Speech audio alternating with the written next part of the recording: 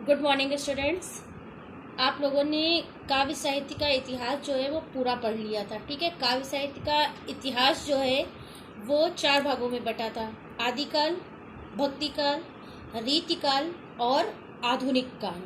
वहीं पे जब हमने काव्य शास्त्र का इतिहास खत्म किया था तो बताया था कि आधुनिक काल जो है वो 4 भागों में बटा था।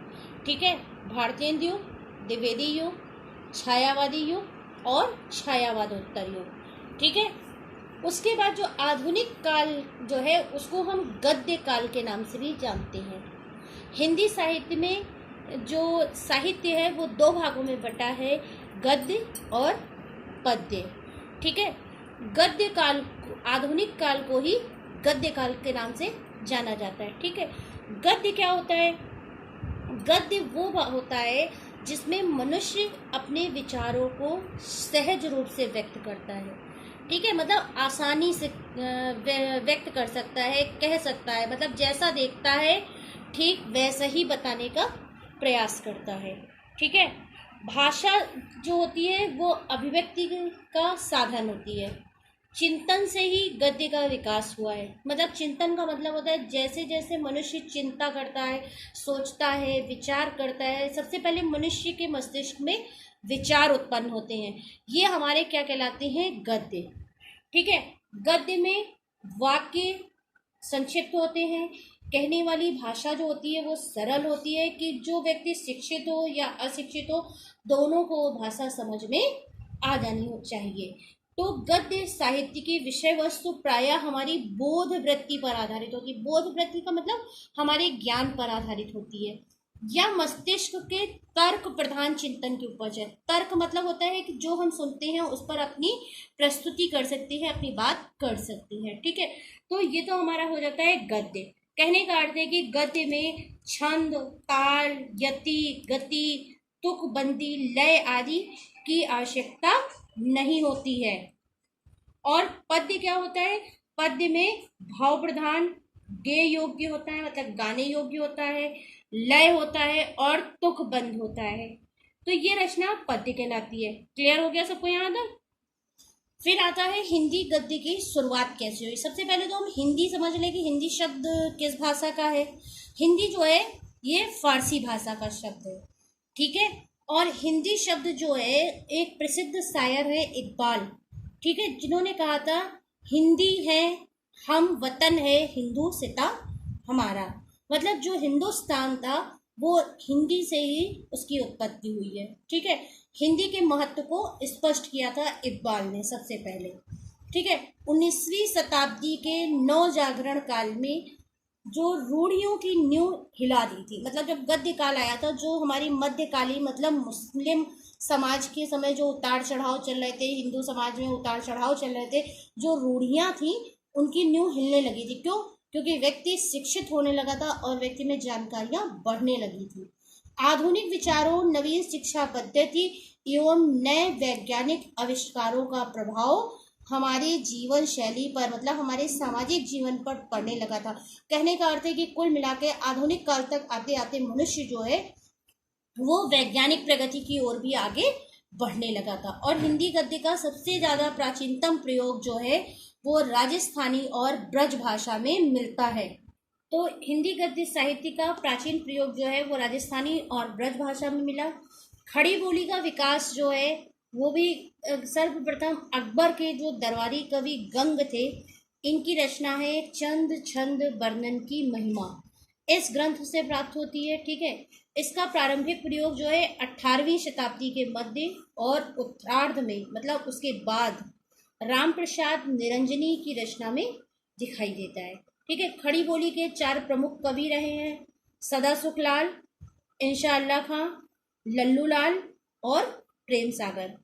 ये इम्पोर्टेंट हमेशा रहता है ना, जब आप देखते हैं कि खड़ी बोली के 4 प्रमुख लेखकों के नाम लिखिए तो यही नाम आते हैं, सदा सुखलाल, इंशाअल्लाह खां, लल्लू लाल और सदल मिश्र। ठीक है, इसके बाद स्वामी दयानंद ने 1874 में सत्यार्थ प्रकाशित किया, जिसमें उन्होंने अपने विचारों को खड़ी बोली के विकास को बताने का प्रयास किया। फिर जो आता है आपका पहला युग आएगा भारतेंद्र युग।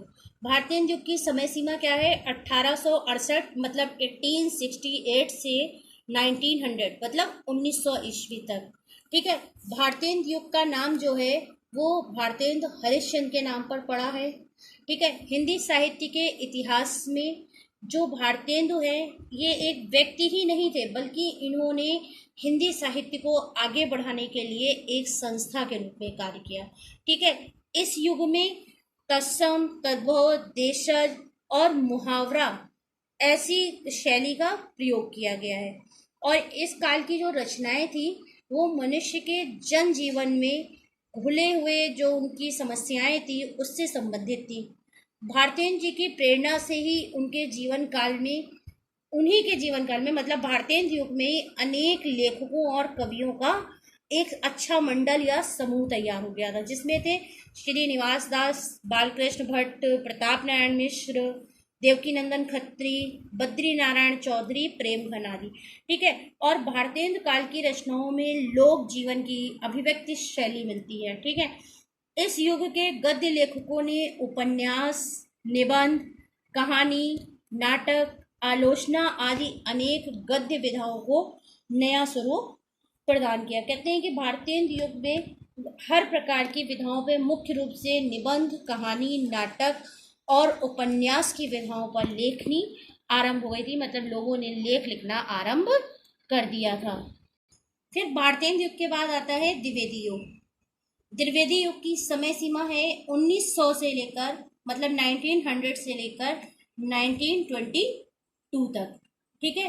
भारतेंद्र युग के बाद जो युग आता है वो सन 1900 ईस्वी से 1922 तक आचार्य महावीर प्रसाद द्विवेदी जो है वो इस युग की शुरुआत करते हैं। उन्हीं के नाम पर इस युग का नाम जो है वो द्विवेदी युग पड़ा है। इन्होंने देशज शब्दों के स्थान पर तत्सम शब्दों का प्रयोग किया। तत्सम आप सब जानते हैं कि संस्कृत शब्दावली का प्रयोग किया। फलस्वरूप भाषा के शब्द भंडार के साथ साथ उसकी अभिव्यंजना शक्ति में भी वृद्धि, मतलब एक लेखन शैली में नवीन रचनाएं आरंभ होने लगी थी। फिर द्विवेदी युग में जब आचार्य महावीर प्रसाद द्विवेदी आते हैं तो इन्होंने भाषा के विकास पर और गद्य विधाओं के विकास में भी अपना महत्वपूर्ण योगदान दिया। इसने इस काल में उपन्यासों की दृष्टि से इस युग को सामान्यतः सामाजिक, ऐतिहासिक, धार्मिक, तिलस्मी, जासूसी उपन्यासों का काल भी माना जाता है। मतलब जिसमें ऐतिहासिक तिलस्मी कहानियों की रचना की गई है वो द्विवेदी युग के किशोरीलाल गोस्वामी, वृंदावन लाल वर्मा, चतुर्सेन शास्त्री इस युग के प्रमुख उपन्यासकार हैं। ठीक है। आचार्य महावीर प्रसाद द्विवेदी ने सरस्वती पत्रिका का संपादन किया और प्रथम वर्ष में किशोरीलाल गोस्वामी जो थे, कार्तिक प्रसाद खत्री, जगन्नाथ रत्नाकर और रायकृष्ण दास जो थे, ये लोग इस काल के महत्वपूर्ण कवि थे। इस युग में हंस, प्रभा, कर्मवीर, विशाल भारत आदि जो थी इस युग की प्रमुख पत्रिकाएं हैं।